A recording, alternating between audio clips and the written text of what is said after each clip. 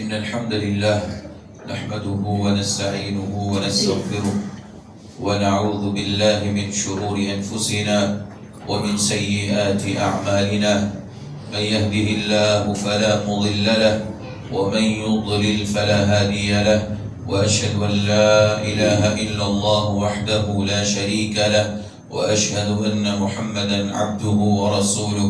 أما بعد فإن خير الحديث كتاب الله، وخير الهدي هدي محمد صلى الله عليه وسلم، وشر الأمور محدثاتها، وكل محدثة بدعة، وكل بدعة ضلالة، وكل ضلالة في النار. أعوذ بالله السميع العليم من الشيطان الرجيم. بسم الله الرحمن الرحيم. يا أيها الذين آمنوا اتقوا الله حق تقاته ولا تموتن إلا وأنتم مسلمون.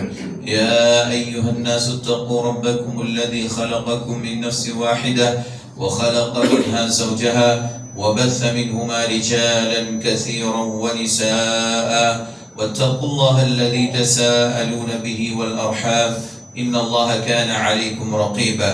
يا أيها الذين آمنوا اتقوا الله وقولوا قولا سديدا يصلح لكم أعمالكم ويغفر لكم ذنوبكم، ومن يطع الله ورسوله فقد فاز فوزا عظيما. وقال تعالى في مقام آخر: حاميم والكتاب المبين إنا أنزلناه في ليلة مباركة إنا كنا منذرين فيها يفرق كل أمر حكيم. وقال النبي صلى الله عليه وسلم: تغفل الناس ذاك شهر تغفل الناس فيه عنه بين رجب ورمضان، وهو شهر ترفع فيه الأعمال إلى رب العالمين، وأحب أن يرفع عملي وأنا صائم. رب اشرح لي صدري ويسر لي أمري واحلل عقدة من لساني يفقه قولي. اللهم رب زدني علما. سبحانك لا علم لنا إلا ما علمتنا إنك أنت العليم الحكيم. برادران اسلام، حاضرین جمعہ، اسلامی اور دینی بھائیوں، ماں اور بہنوں، ماہ شعبان اس مہینے کے اندر مسلمانوں کی ایک بڑی تعداد، مسلمانوں کا ایک بڑا طبقہ 15ویں شعبان کی مناسبت سے شب برات کے نام پر بہت ساری وہ چیزیں انجام دیتا ہے جو قرآن و سنت سے کہیں پر بھی میل نہیں کھاتا. شب برات کے تعلق سے مسلمانوں کی ایک بڑی جماعت کے اندر، ایک بڑے گروہ میں یہ مشہور ہے کہ یہ برات کی رات ہوتی ہیں 15ویں شب کی. اس رات اللہ تبارک و تعالی سمائے دنیا پر آتا ہے اور ہر گنہگار کی، جو بھی سچی دل سے توبہ کرتا ہے، اس کے گناہوں کو معاف فرماتا ہے، اس کی توبہ کو قبول فرماتا ہے. محترم بھائیو، اس کی شرعی حیثیت جاننے سے قبل قرآن و سنت کے اندر شب برات کی کیا حقیقت ہے، اس کے لفظ کے اوپر اگر غور کریں گے، اس کی حقیقت آپ کے سامنے واضح ہو جائے گی.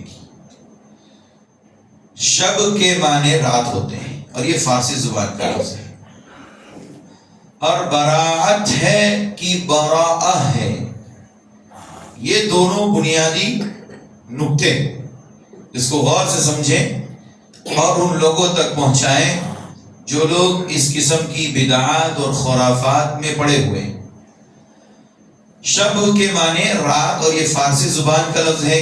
اور براعت، اگر ہم براعت پڑھیں گے، الف اور تا کے بیچ حمزہ کو شامل کریں گے تو اس کا معنی یہ ہوگا اہل علم نے ذکر کیا کہ بری ہونا، نجات پانا، نفرت کرنا، بیزاری کا اعلان کرنا وغیرہ، یہ سارے کے سارے معانی اس صورت میں ہوں گے اس کو جب شب براءت پڑھیں گے۔ اگر براءہ پڑھا جائے، الف اور تا کے بیچ میں جو حمزہ ہے وہ نہ ہو، اس کو سائلنٹ کر دیا جائے، وہ ختم کر دیا جائے، تو اس کا دو معنی ہوتا ہے۔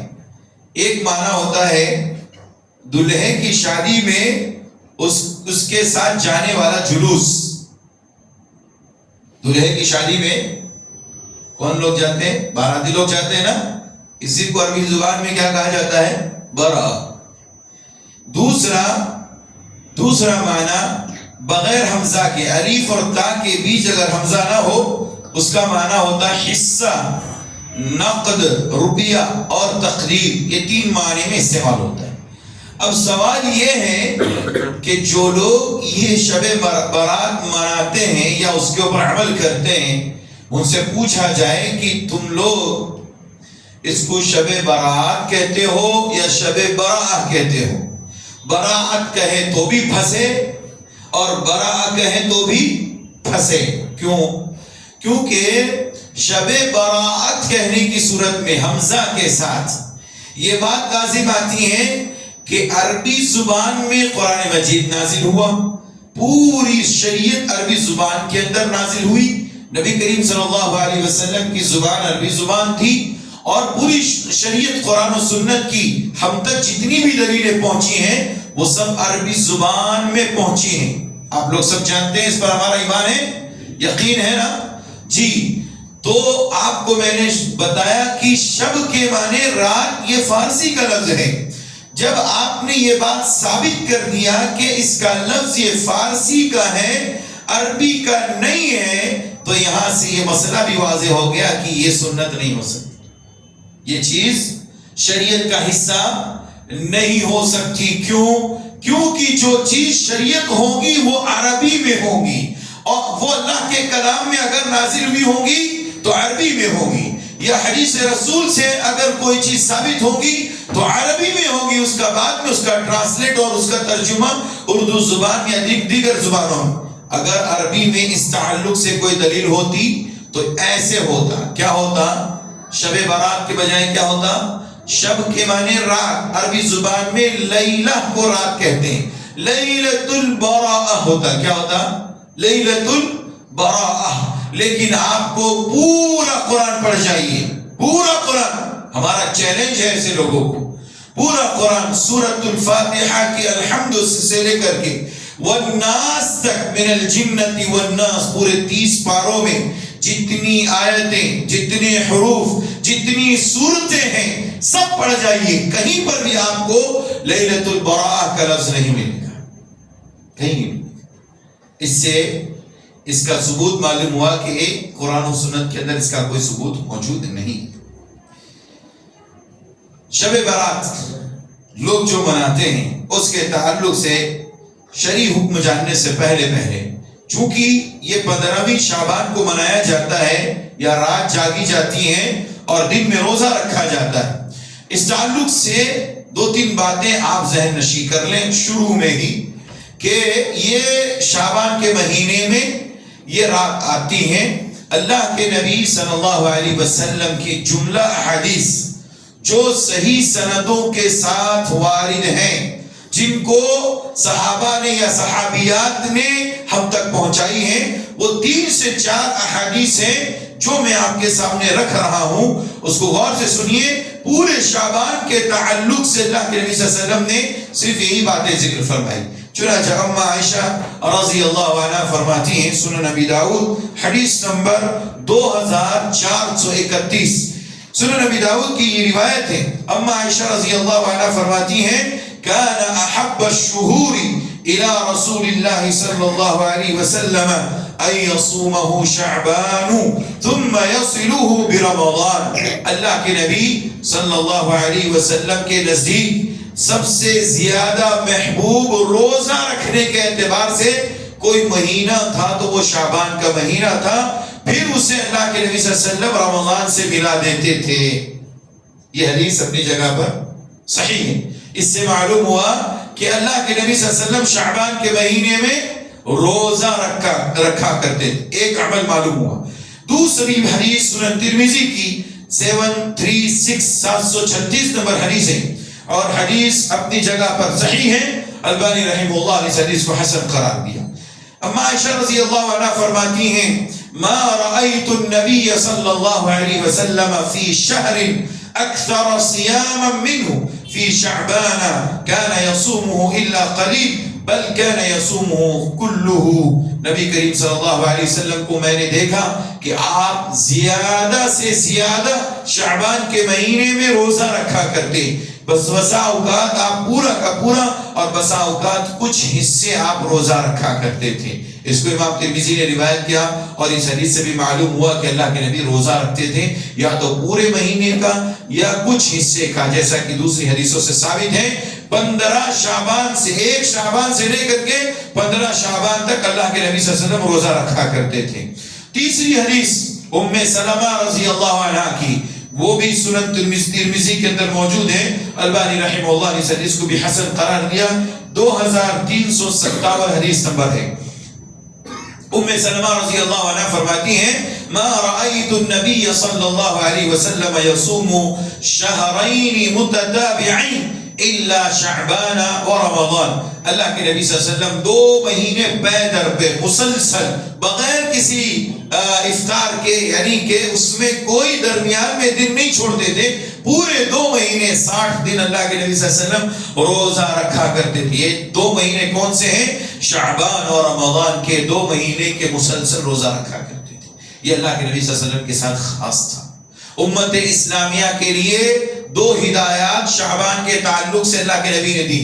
پہلی ہدایت یہ ہے 15 شعبان گزر جانے کے بعد کسی بھی مسلمان کے لیے جائز نہیں ہے روزہ رکھنا۔ کیوں؟ اس لیے کہ وہ کمزور ہو جائے گا، بیمار پڑ جائے گا، اس کی صحت پر اس کا غلط اثر ہوگا، اور اس کے فرض روزے جو رمضان کے ہیں وہ چھوٹ جائیں گے۔ اللہ کے نبی صلی اللہ علیہ وسلم نے 15 رمضان کے بعد منع فرما دیا، اور خاص کر کے شعبان کی آخری دنوں میں، چاہے وہ 29 شعبان ہو یا 30 شعبان ہو، شک والا جو لوگ روزہ رکھتے ہیں، اس سلسلے میں سختی کے ساتھ اللہ کے نبی نے منع فرمایا کہ 29 اور 30 شعبان کا قطعاً روزہ نہ رکھا جائے۔ چاند اگر نظر آیا آپ کو رمضان کا تو روزہ رکھیے، ورنہ شک کی بنیاد پر کبھی روزہ نہ رکھیں۔ یہ خلاصہ ہے قرآن مجید و سنت رسول سے شعبان کے مہینے کے تعلق سے۔ بس اتنی ہی باتیں آپ کو قرآن و سنت میں صحیح دلیلوں کے ساتھ، صحیح سندوں کے ساتھ آپ کو ملیں گی۔ اس کے علاوہ جتنی بھی باتیں پیش کی جاتی ہیں، چاہے احادیث ذکر کی جاتی ہو، یا ہمارے صحابہ کے اقوال یا آثار ذکر کیے جاتے ہو، یا ان کی طرف منسوب حدیثوں کو ذکر کیے جاتے ہو، یہ سب کے سب یا تو انتہائی درجے کے ضعیف اور موضوع من گھڑت ہیں، یا پھر لوگوں کی اپنی طرف سے ایجاد کردہ چیز ہیں۔ محترم بھائیوں، شب برات کے تعلق سے سب سے پہلی جو دلیل پیش کی جاتی ہے کہ یہ شب برات قرآن کریم سے ثابت ہے، وہ کون سی آیت ہے؟ سورہ دخان کی آیت نمبر 3 ہے، میں نے شروع میں پڑھی۔ اللہ تبارک و تعالی نے فرمایا حامیم والکتاب المبین انا انزلناه فی لیلۃ مبارکۃ انا کنا منذرین۔ اللہ نے فرمایا حامیم والکتاب المبین، اور قسم ہے کتاب مبین کی، قرآن مجید کی اللہ قسم کھا کر کہہ رہا۔ اس کے بعد کہتا ہے انا انزلناہ، ہم نے اس قرآن کریم کو نازل کیا، فی لیلۃ مبارکۃ، مبارک رات میں، بابرکت رات میں نازل کیا۔ انا کنا منذرین، ہم تمہیں ڈرانے والے ہیں، ہم تو ڈرانے والے ہیں۔ اللہ تبارک و تعالیٰ نے لیلہ مبارکہ کا جو تذکرہ کیا یہاں پر، کبھی بھی قرآن مجید کو سمجھنا تو ہمارے سلف نے اصول قائم کیے، ہمارے صحابہ نے اصول قائم کیے۔ سب سے پہلے قرآن کو قرآن سے سمجھا جائے گا، اس کے بعد قرآن کو حدیث رسول سے سمجھا جائے گا، اس کے بعد قرآن مجید کو صحابہ کے آثار اور اقوال سے سمجھا جائے گا۔ اس کے بعد اگر آپ آپ کو قرآن سے احادیث کو قرآن کو احادیث سے سمجھنا مشکل ہو یا اس میں آپ کو وہ چیز نہ ملے، صحابہ کے آثار میں نہ ملے، تو پھر آپ نیچے تابعین اور تبع تابعین اور مفسرین کے اقوال میں دیکھیے۔ قرآن کی یہ آیت کی تفسیر قرآن مجید دوسری جگہ کرتا ہے۔ اللہ رب العزت نے فرمایا، ہم سب جانتے ہیں، بچہ جانتا ہے کہ قرآن مجید رمضان کے مبارک مہینے میں نازل ہوا، شعبان میں نازل نہیں ہوا۔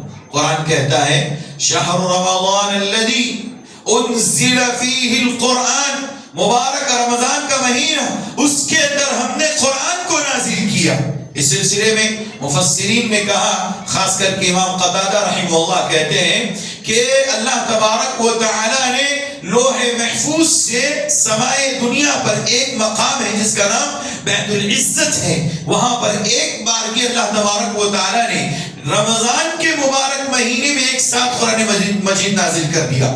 اس کے بعد 23 سال کی نبوت کی جو مدت ہے، دھیرے دھیرے ایک آیت، 10 آیت، ایک سورت، 2 سورتیں الگ الگ انداز میں اللہ کے نبی صلی اللہ علیہ وسلم پر نازل کی گئی۔ 23 سال کے اندر یہ کمپلیٹ ہوا، لیکن ایک ہی رات میں اللہ تبارک و تعالیٰ نے لوح محفوظ سے بیت العزت میں نازل فرمایا۔ یہ رمضان کا مہینہ تھا، اور مزید اس کی وضاحت لیلہ مبارکہ سے مراد کون سی ہے؟ قرآن کی تیسری آیت جو واضح انداز میں ہے، سورہ قدر پڑھیے۔ اللہ نے فرمایا اِنَّا أَنزَلْنَاهُ فِي لیلۃ القدر، ہم نے اس قرآن کو لیلۃ القدر میں نازل کیا، اور لیلۃ القدر رمضان کے مبارک مہینے میں آتی ہے، نہ کہ شعبان میں، نہ کہ شوال میں، نہ ربیع الاول کے مہینے میں، کسی مہینے میں نہیں آتی، یہ صرف اور صرف شعبان کے مہینے میں آتی ہے، رمضان کے مہینے میں آتی ہے لیلۃ القدر۔ لہذا یہ تینوں آیتوں کا خلاصہ یہ بتاتا ہے کہ لیلہ مبارکہ سے مراد لیلۃ القدر ہے،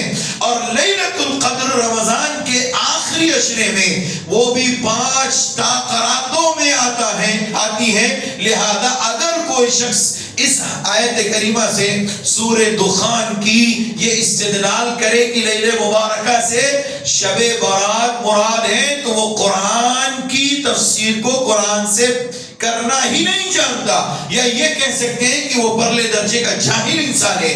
جب قرآن نے یہ بات واضح کر دی کہ لیلہ مبارکہ سے لیلۃ القدر ہے، اور لیلۃ القدر رمضان کے مبارک مہینے میں آتی ہے، لہذا اسے دوسری جگہ ڈھونڈنے کی ضرورت نہیں، یہ مسئلہ واضح ہو گیا۔ اس کے بعد محترم بھائیو، شب برات کے تعلق سے بہت بڑی خلاصے کی بات آج میں کرنے جا رہا ہوں۔ نعمت المنان، فتاوی فضیلت الدکتور فضل الرحمن مدنی رحمت اللہ علیہ، دکتور فضل الرحمن مدنی رحمت اللہ علیہ اس ہندوستان کے بلکہ ایشیا کے، پورے ایشیا کے سب سے بڑے مفتی تھے، انتقال فرما گئے۔ ان کی کتاب ہے نعمت المنان، ان کے فتاووں کو جمع کیا گیا، اس میں شب برات کے تعلق سے بڑی جامع بات ذکر کی ہے، اور آج یہ لے کر کے جائیے اور ان تک پہنچا دیجئے کہ یہ شب برات نہیں، یہ شب شیعہ ہے۔ یہ کیا ہے؟ یہ شیعوں کی رات ہے، یہ مسلمانوں کی رات ہے۔ یہ وہ لوگ جو قرآن و سنت کے مطابق اپنے آپ کو زندگی گزارنا چاہتے ہیں، یہ ان لوگوں کی رات نہیں، یہ شیعوں کی رات ہے۔ کہتے ہیں شب برات یا شب شیعہ، اس نام سے انہوں نے عنوان قائم کیا۔ اس کے بعد کہتے ہیں کہ ماہ شعبان کی 15ویں شب میں، ماہ شعبان کی 15ویں شب میں رات میں شیعہ حضرات اپنے امام غائب کی پیدائش کی خوشی میں حلوہ مانڈے پکاتے کھاتے ہیں۔ حلوہ تو جانتے ہیں سب لوگ، بناتے ہیں سب لوگ ہاں، یہ شیعوں کی سنت پر عمل کرتے ہیں۔ اچھا، یہ مانڈے کیا ہوتا ہے بھائی؟ جانتے ہیں آپ لوگ مانڈے؟ یہ ہمارے گجرات میں بنتا ہے، ایک بڑی روٹی رہتی ہے، اس کو فولڈ کیا جاتا ہے اور اس کو گوشت کے ساتھ کھایا جاتا ہے، اس کو مانڈا گوشت بولتے ہیں۔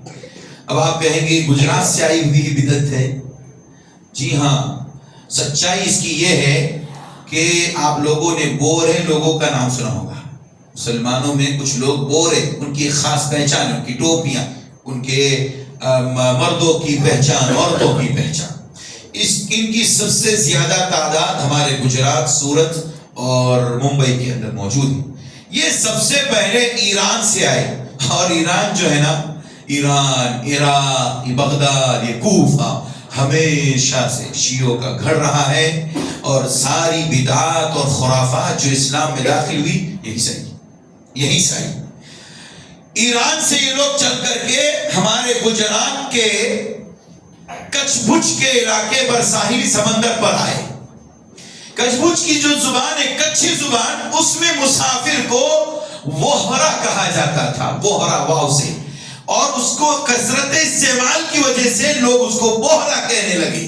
یہ بوہرے لوگ جب آئے ہندوستان میں اس راستے سے، تو یہ بہت ساری بدعات اور خرافات کو لے کر کے آئے۔ ان میں سے ایک بدعت 15ویں شعبان کی بدعت کو بھی لے کر کے آئے۔ اب وہ جب لے کے آئے تو ظاہر سی بات ہے وہاں ان کے یہاں جو پکوان پکتا تھا وہ پکوان یہاں بھی پکنے لگا، اور مانڈا گوشت آپ کو صرف اور صرف گجرات میں ملے گا اور کہیں نہیں ملے گا۔ بات سمجھ آئی؟ بات سمجھ آئی؟ یہ کہاں سے آیا، اس کا سلسلہ کہاں ہے؟ تو شیعہ حضرات کیا کرتے ہیں، اس رات امام غائب، ان کے 12 امام ہیں، ان میں سے ایک امام غائب ہو چکے ہیں، ان کے نام پر، ان کی پیدائش کے نام پر حلوہ بناتے ہیں، مانڈے بناتے ہیں، اس کو پکا کے کھاتے ہیں۔ تیسرا کام کیا کرتے ہیں، دیکھیے، چراغا کرتے ہیں۔ ہاں آج کل چراغا تو لوگ کرتے ہیں، کمکمے لگاتے ہیں اور بہت ساری لائٹیں بنا کر کے جلا کر کے روشن کرتے ہیں۔ چوتھا کام، شیعہ حضرات شب برات میں گاروں، دریاؤں اور کنووں پر جا کر اپنے امام کے نام کی پرچیاں ڈالتے ہیں اور ان سے درخواست کرتے ہیں کہ ہم سینوں کے دل بہت تنگ آ چکے ہیں، للہ اب آپ تشریف لے آئے، کتنا انتظار کروائیں گے؟ اللہ اکبر۔ 15ویں شعبان کو کیا ہو رہا ہے آپ جان رہے؟ امام غائب کے نام پہ حلوے بن رہے ہیں، امام غائب کے نام پہ مانڈے بن رہے ہیں، ان کے نام پہ چراغا ہو رہے ہیں، ان کے نام پر کنووں اور دریاؤں اور گاروں کے پاس جا کر کے ان سے التجا کی جا رہی کہ آپ آ جائیے، آپ کے ہم منتظر ہیں، کب تک آپ چھپے رہیں گے؟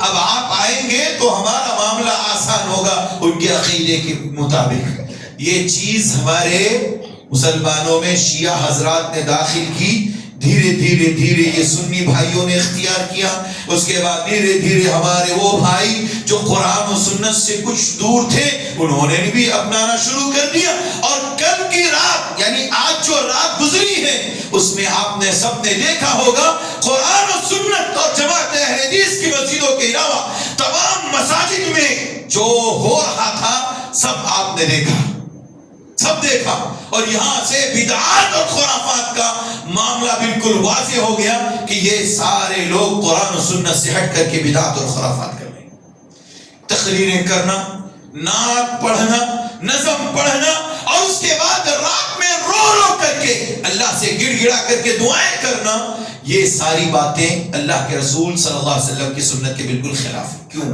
کیوں؟ کیا یہ 15 شعبان اللہ کے نبی کے زمانے میں نہیں آئی؟ کیا صحابہ کے زمانے میں نہیں آئی؟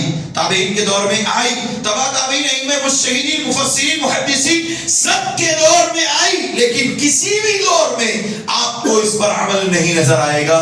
بلکہ اللہ کے نبی نے جو بات کہی کہ میں کیوں روزہ رکھتا ہوں، کہا وَأَنَا صَائِمٌ، اس لیے کہ اس مہینے میں شعبان کے مہینے میں اللہ تبارک و تعالیٰ کے ہاں پورے سال کے نامہ اعمال پیش کیے جاتے ہیں، اس لیے میں روزہ رکھتا ہوں، اس لیے میں روزہ رکھتا ہوں، بس۔ لیکن تحدید کر دی اللہ کے نبی نے کہ میں 15ویں شعبان کو روزہ رکھوں گا، کیوں؟ اس لیے کہ اس دن جو ہے اللہ کے سامنے ہمارے نامہ اعمال، نہیں، کوئی تحدید نہیں، نہ 15 شعبان کا تذکرہ ہے، نہ 10 شعبان کا، نہ پہلی شعبان کا، نہ آخری شعبان کا۔ اس کا مطلب یہ ہے کہ اللہ کے نبی اس مہینے میں کثرت سے روزہ رکھتے تھے، اور کب نامہ اعمال پیش کیے جاتے اس سلسلے میں کوئی تفصیل موجود نہیں۔ اس لیے جو لوگ بھی شب برات مناتے ہیں وہ در حقیقت شب برات نہیں، کیا مناتے بھائی؟ شب شیعہ مناتے ہیں، شب شیعہ مناتے ہیں، یہ بات غور سے یاد رکھ لیجیے۔ اسی طریقے سے محترم بھائیوں، جتنی حدیثیں اللہ کے نبی صلی اللہ علیہ وسلم کی طرف منسوب کی جاتی ہے، چاہے اللہ عائشہ رضی اللہ عنہا کی وہ حدیث جو بیت البقیع الغرقد کی طرف جانے والی ہیں، سنن وغیرہ کے اندر، سنن ابن ماجہ کے اندر. اسی طریقے سے حضرت علی کی جو روایت، اس سلسلے میں محدثین نے کئی باتیں ذکر کی، بلکہ میں آپ کو محدثین کے حوالے سے چند نکات پیش کرتا چلوں کہ یہ کیوں حدیث ضعیف ہے.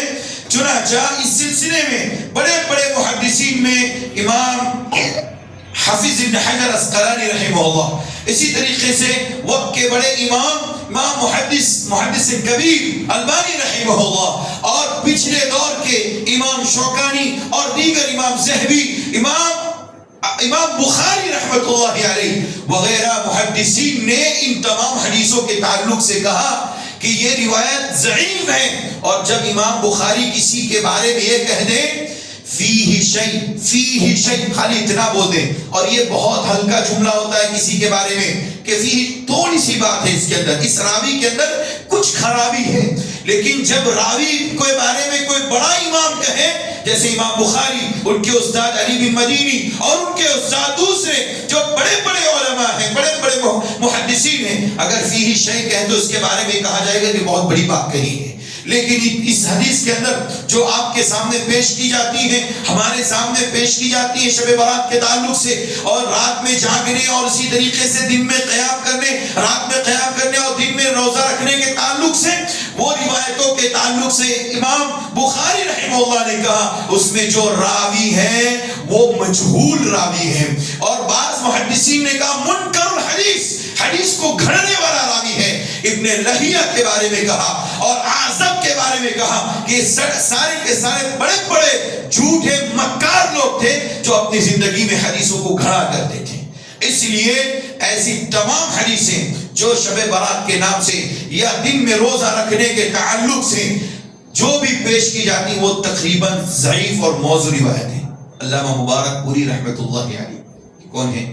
انہوں نے مشکات کی شرح لکھی، مرعات المصابیح، شرح مشکات المصابیح. علامہ عبید اللہ مبارک پوری رحمت اللہ علیہ کہتے ہیں کہ شب برات کے تعلق سے یا 15ویں شعبان کے تعلق سے یا اس دن کے روزے رکھنے کے تعلق سے کوئی بھی صحیح صریح مرفوع حدیث حسن درجے کی کوئی حدیث نہیں ہے. جتنی حدیثیں آئی ہیں یا تو انتہائی درجے کی ضعیف ہیں یا تو انتہائی درجے کی موضوع روایتیں ہیں. یہ بھی نعمت المنان کے اندر دکتور فضل الرحمن مدنی رحمہ اللہ نے ذکر کیا کہ علامہ مبارک پوری رحمہ اللہ نے کہا جتنی حدیثیں ساری کی ساری حدیثیں موضوع اور من گھڑت ہیں. یہاں تک کہ ایک حنفی عالم ملا علی قاری حنفی نے بھی یہاں تک کہہ دیا کہ جتنی روایتیں ہیں وہ ساری کی ساری روایتیں ملا علی قاری حنفی، ان کی کتاب مشکات کی شرح ہے مرقات المصابیح، انہوں نے بھی اپنی شرح کے اندر ذکر کیا کہ جتنی حدیثیں ہیں وہ ساری کی ساری حدیثیں ضعیف موضوع من گھڑت ہے. اللہ کے نبی صلی اللہ علیہ وسلم کی طرف ایک بھی حدیث اس طرح کی نہیں پہنچتی جس میں حدیث صحیح ہو یا اللہ کے نبی نے ایسا کوئی عمل کیا ہو. چنانچہ ملا علی قاری کے علاوہ آپ دیکھیں، ملا علی قاری کے الفاظ کو میں نوٹ نہیں کرنا چاہتا، مزید یہ کہ ابن رجب حنبلی رحمہ اللہ، ابن باز، امام نووی رحمہ اللہ، اسی طریقے سے حافظ عراقی، علامہ شوکانی رحمہ اللہ وغیرہ بڑے بڑے محدثین کہتے ہیں کہ یہ ساری کی ساری حدیثیں ضعیف اور موضوع ہیں. شعبان کی 15ویں شب میں نماز پڑھنے کی حدیث باطل ہے، علامہ شوکانی کہتے ہیں. اور ابن حبان کی صحیح روایت جو لوگ صحیح پہ حدیث پیش کرتے ہیں، اللہ حضرت علی رضی اللہ عنہ سے مروی شعبان کی 15ویں شب کو لوگ رات جاگ کر کے نمازیں پڑھتے ہیں اور دن میں روزہ رکھتے ہیں، وہ صحیح ابن حبان کی روایت بھی ضعیف ہے، موضوع ہے. اور اسی طریقے سے امام نووی رحمہ اللہ کہتے ہیں کہ وہ نماز جو صلاۃ الرغائب کے نام سے مشہور ہے وہ رجب کی پہلی جمعرات یا دیگر راتوں میں ہیں، لیکن شعبان کے تعلق سے اس کا کوئی ثبوت موجود نہیں ہے. اسی طریقے سے ابو بکر طرطوسی رحمت اللہ علیہ بھی اس سلسلے میں کہتے ہیں کہ یہ روایت جتنی موجود ہے وہ سب کی سب ضعیف ہے. عبد الحی لکھنوی حنفی رحمت اللہ علیہ کہتے ہیں رجب اور شعبان میں ہونے والے سبھی کام، نماز، حلوہ، آتش بازی، یہ سب کی سب چیزیں بدعات ہیں. یہ کون کہتے ہیں؟ کون کہتے ہیں؟ عبد الحی لکھنوی رحمہ اللہ، یہ بھی حنفی عالم دین ہے. اب سوچ لیجئے فتاوی عبد الحی لکھنوی کے اندر یہ آپ کو ملے گا. آپ سوچئے اتنے لوگوں نے تمام احادیث کو ضعیف قرار دیا. اس کے علاوہ یہ بھی کہا کہ جتنی چیزیں شعبان میں یا رجب کے مہینے میں بدعات کے نام پر ہوتی ہیں ساری چیزیں خرافات اور بدعات سے تعلق رکھنے والی ہیں، سنت رسول سے اس کا کوئی تعلق نہیں. آخری بات بیان کر کے اپنی بات کو میں ختم کرتا ہوں، وہ یہ کہ ہمارے بھائی جو رات میں جا کر کے قبرستان جاتے ہیں، قبر کی زیارت کرتے ہیں، مردوں کے لیے دعائیں کرتے ہیں، حلوہ پکایا جاتا ہے، کھانا پکایا جاتا ہے. اب سوال یہ ہے کہ جب آپ نے گھر میں کھانا روحوں کے لیے پکایا کہ روحیں آئیں گی اور کھانا کھائیں گی، آپ کا پھر قبرستان جانا چھ معنی دارت، فارسی میں کہتے ہیں چھ معنی دارت. کیا معنی رکھتا ہے؟ کیوں جا رہے ہیں آپ وہاں پر قبرستان جبکہ آپ کی مردوں کی روحیں آپ کے گھر پہ آ رہی؟ اس کا مطلب یہ ہے کہ روح گھر پہ آ رہی ہے اور آپ قبرستان جا رہے ہیں. لوگوں میں دونوں میں کوئی ملاقات ہی نہیں ہو رہی. جب لوگوں میں دونوں میں ملاقات نہیں ہو رہی تو کھانا بھی اپنی جگہ پر ویسے ہی اور آپ کی ملاقاتیں بھی اور آپ کی ساری رات کی عبادتیں بھی برباد. اور اللہ کے نبی صلی اللہ علیہ وسلم سے ایسا کوئی بھی عمل ثابت نہیں. سنت وہی ہو سکتا ہے جو اللہ کے نبی نے کیا ہو، جو صحابہ نے کیا ہو، صحابہ کی سنت سے ثابت ہو. اس کے علاوہ کوئی سنت نہیں ہو سکتی. دوسری اہم بات اس سلسلے میں شعبان کے یا 15ویں شعبان کے تعلق سے جو لوگ روزہ رکھتے ہیں، 15ویں شعبان کو جو لوگ روزہ رکھتے ہیں رات جاگنے کے بعد، ان کے تعلق سے صحیح حدیث میں کہیں پر بھی ذکر نہیں ہے کہ اللہ کے نبی صلی اللہ علیہ وسلم نے روزہ رکھا ہو یا صحابہ نے، بلکہ اللہ کے نبی نے سختی کے ساتھ منع کیا. آج جمعہ کا دن ہے، اتفاق دیکھیے آج جمعہ کا دن ہے. جمعہ کے دن کے تعلق سے اللہ کے نبی نے فرمایا تم خاص نہ کرو جمعہ کے دن کو، جمعہ کے دن کو روزوں کے لیے خاص نہ کرو اور اس کی رات کو قیام کے لیے خاص نہ کرو. دونوں چیزیں بدعت ہوئی کہ نہیں ہوئی؟ بولیے بدعت ہوئی کہ نہیں؟ گزشتہ رات جمعہ کی رات تھی، قیام کیا لوگوں نے، خوب نمازیں پڑھی، ہاں صلاۃ الفیہ پڑھی، 1000 12 رکعت پتہ نہیں کتنی نمازیں پڑھی. رات جا کر کے کون سی عبادتیں کی؟ اللہ کے نبی نے کہا جمعہ کی رات کو عبادت کے لیے خاص نہ کرو اور اسی طریقے سے جمعہ کے دن کو روزے کے لیے خاص نہ کرو. سارے لوگ جتنے روزہ رکھے ہوئے سب اللہ کے نبی کی سنت کے خلاف کر رہے، نیکی بھی کر رہے ہیں اور گناہ بھی کما رہے ہیں. روزہ رکھنا بہت بڑا عمل ہے، بہت بڑی نیکی ہے، بہت بڑا اجر و ثواب کا کام ہے، لیکن اگر وہ سنت رسول کے خلاف ہو جائے جس میں اللہ کے نبی نے منع کیا ہو تو پھر وہ کتنی ہی بڑی نیکی کیوں نہ ہو اس پر کوئی اجر نہیں بلکہ گناہ ہوگا. گناہ ہے ایسے لوگ جو بھی رات میں جاگ کر کے آج کے دن یعنی جمعہ کے دن خاص کر کے روزہ رکھ رہے ہیں 15ویں شعبان کے نام پر، یہ گناہ کر رہے ہیں، گناہ کر رہے ہیں. اس لیے محترم بھائیوں ہمیں سمجھنے کی ضرورت ہے، ذرا ہوش میں آنے کی ضرورت ہے، غفلت کی چادر کو دور کرنے کی ضرورت ہے اور ان لوگوں تک یہ بات پہنچانے کی ضرورت ہے جو لوگ اس رات جاگ کر کے اس رات میں عبادت کر کے دوسرے دن روزہ رکھتے ہیں وہ در حقیقت وہ شیعوں کی پیروی کرتے ہیں، وہ روافض کی پیروی کرتے ہیں، وہ اللہ کے رسول کی پیروی نہیں کرتے، وہ اللہ کے رسول کی بات نہیں مانتے، قرآن و سنت کی بات نہیں مانتے. قرآن نے یہ فیصلہ کر دیا ہے اور یہ ہمارے عقیدے سے جڑا ہوا بہت اہم مسئلہ ہے. یا ایھا الذین آمنوا لا تقدموا بین یدی اللہ ورسولہ واتقوا اللہ. اے ایمان والو تم اللہ اور اس کے رسول سے آگے نہ بڑھو. اللہ رسول سے آگے، سورہ حجرات کی آیت نمبر 1 جا کر کے آپ دیکھ لیجئے تفسیر. اس کے تفسیر میں تمام مفسرین نے یہ بات متفقہ طور پر ذکر کی، کہا کہ اس سے مراد یہ ہے کہ قرآن میں اگر کوئی بات ذکر کر دی گئی اس کے آگے ہمیں کچھ بھی نہیں کرنا ہے. حدیث رسول میں جو بات ذکر کر دی گئی اس کے بعد ہمیں آگے نہیں بڑھنا ہے. اب آپ دیکھیے میں نے آپ کے سامنے قرآن و حدیث کی بات ذکر کی، اس کے بعد لوگوں کا عمل دیکھیے پتہ چل رہا ہے کہ سب اللہ کے رسول اور قرآن سے ہٹ کر کے اور اس سے آگے بڑھ کر کے کام کر رہے ہیں. اور دراصل یہ غیر مسلموں کا عقیدہ ہے. کون سا؟ قبرستان جانا یا قبرستان سے واپس روحوں کا آنا. قرآن کیا کہتا ہے؟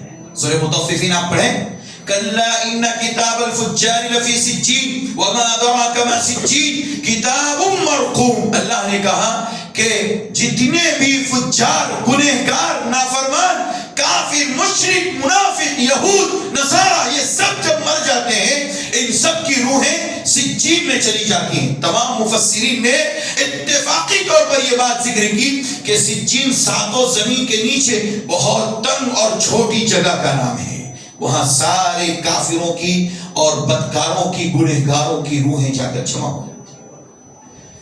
اور دوسرے مقام پر اللہ نے فرمایا کلا ان کتاب الابرار لفی علیین وما ادراک ما علیون کتاب مرقوم۔ اللہ نے فرمایا نیک لوگ، ابرار لوگ، ان کی روحیں علیین میں چلی جاتی ہیں۔ علیین کہاں ہے؟ تمام مفسرین نے کہا ساتوں آسمان کے اوپر، بعض نے کہا کہ عرش کے نیچے، بعض مفسرین نے کہا جنت کے اندر۔ خلاصہ کلام یہ کہ ساتوں آسمان کے اوپر یہ ایک جگہ ہے اور کشادہ جگہ ہے۔ اللہ تبارک و تعالیٰ سارے نیک لوگوں کی روحوں کو وہاں جمع کر دیتے ہیں۔ اور یہ ہمارا عقیدہ ہے۔ یہ کیا ہے ہمارا؟ بھائیو بولو، ہمارا عقیدہ ہے کہ مرنے کے بعد اچھا انسان ہے، نیک انسان ہے، قرآن کہتا ہے اس کی روح علیین میں چلی جاتی ہے، اور برا انسان ہے، گنہگار ہے، کافر ہے، اس کی روح زمین میں، ساتوں زمین کے نیچے سجین میں چلی جاتی ہے، اس کے بعد واپس پلٹ کر نہیں آتی۔ آنے جانے آوا گمن کا عقیدہ کس کا ہے؟ کافروں کا ہے۔ کس کا ہے؟ کافروں کا عقیدہ ہے۔ یہ مسلمان کافروں کے عقیدے پر زندگی گزار رہا ہے اور سمجھتا ہے کہ میں سنت کو فالو کر رہا ہوں، میں شب برات کے نام پر اللہ کے نبی کی سنت کو زندہ کرتا ہوں۔ دراصل یہ کافر کا عقیدہ زندہ کر رہا ہے، اور ایسے بدعتیوں کے پیچھے نماز نہیں ہوتی۔ کان کھول کے اچھی طریقے سے سن لیجیے۔ ایسے بدعتی جو لوگ اللہ کے رسول کی سنت کی خلاف ورزی کرتے ہوں اور کافروں کے عقیدے پر زندہ رہتے ہوں، زندگی گزارتے ہوں، ان کے پیچھے نماز نہیں ہوتی۔ اللہ کے نبی نے فرمایا ایسا مشرک، ایسا امام جس کا شرک واضح ہو، ایسا بدعتی جس کی بدعت واضح ہو، جس کو سنت سے محبت نہ ہو، ایسے امام کے پیچھے نماز نہیں ہوتی، مت پڑھیے۔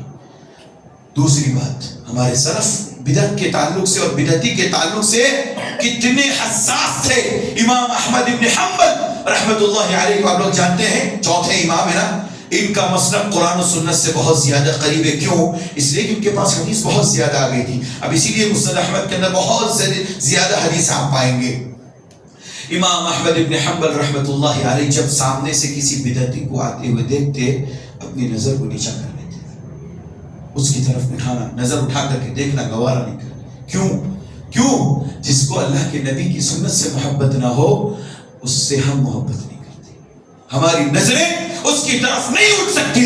امام احمد بن حنبل رحمہ اللہ اور ہمارے دیگر صحابہ سلف بدعتیوں کے ساتھ یہ معاملہ کرتے، اسی لیے کہا گیا نہ بدعت کو پناہ دو نہ بدعتی کو پناہ دو، یہ بہت بڑا گناہ ہے۔ اور قیامت کے دن یہ ساری بدعتیں کرنے والے جب قیامت کے دن حشر کے میدان میں جمع ہوں گے، اللہ کے نبی کہیں گے یہ میرا امتی ہے، کیونکہ اس نے صلاۃ الفیہ پڑھی نا، چونکہ روز نماز پڑھنے سے پہلے وضو کیا تو چمک رہے ہوں گے اس کے اعضاء۔ اللہ کے نبی سوچیں گے یہ میرا امتی، آؤ اس کو میں پانی پلا دیتا ہوں۔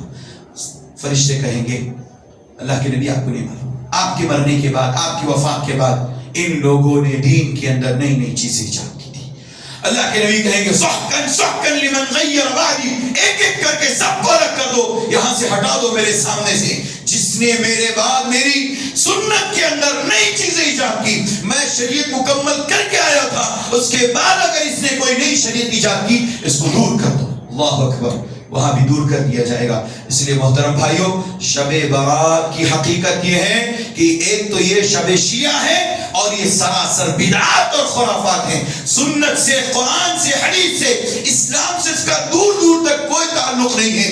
لہذا اگر کوئی بھی اس کے اندر ملوث ہے تو میری ان سے گزارش ہے اور التماس ہے کہ صحیح چیز کو سمجھیں، سمجھ کر کے اس پر عمل کرنے کی کوشش کریں۔ اللہ تعالیٰ سے دعا ہے اللہ ہم سب کو عمل کی توفیق عطا فرمائے۔ جو لوگ پریشان ہیں اللہ ان کی پریشانی کو دور فرما، جو بیمار ہیں اللہ ان کی بیماری میں شفا کلی نصیب فرما، جو بدعات اور خرافات میں ملوث ہیں اللہ ان کو تو صحیح سمجھ عطا فرما اور انہیں صراط مستقیم پر چلنے کی توفیق عطا فرما۔ جب تک دنیا میں رکھ ایمان کی حالت پر رکھ اور خاتمہ ہو ایمان پر ہو، آمین۔ وآخر دعوانا الحمدللہ۔